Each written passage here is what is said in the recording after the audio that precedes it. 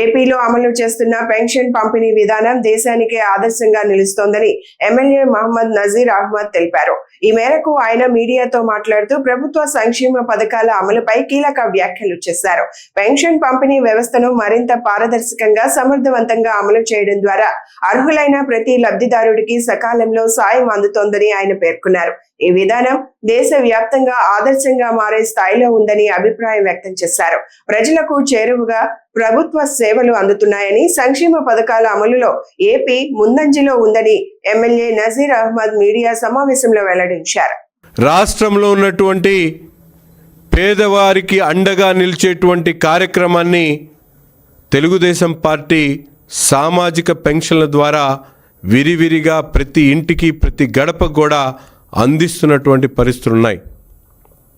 ఏ party అధికారం ఉన్నా చేసినటువంటి మంచి కార్యక్రమాన్ని ముందుకు తీసుకుని వెళ్ళేటువంటి ప్రయత్నం చేసేటువంటి విధంగా ఈ రాష్ట్రంలో సంక్షేమ కార్యక్రమాలకి పునాది వేసినటువంటి పరిస్థితుల్ని ఒక్కసారి మనందరం కూడా ఆలోచించాల్సినటువంటి అవసరం ఉంది.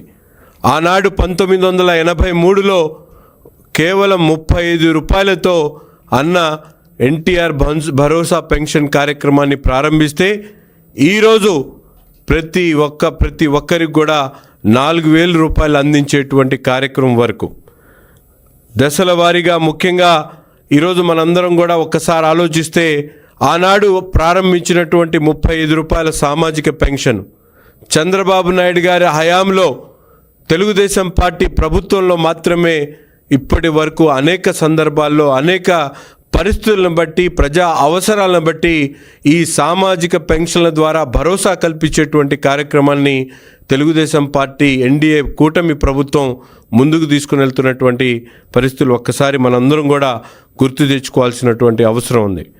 ముఖ్యంగా ఆనాడు 35 ఉన్నటువంటి పెన్షన్ని విరివిరిగా ఆ రోజు కాంగ్రెస్ పరిపాలన వచ్చినా వారు ₹1 కూడా పెంచేటువంటి పరిస్థితులు లేవు.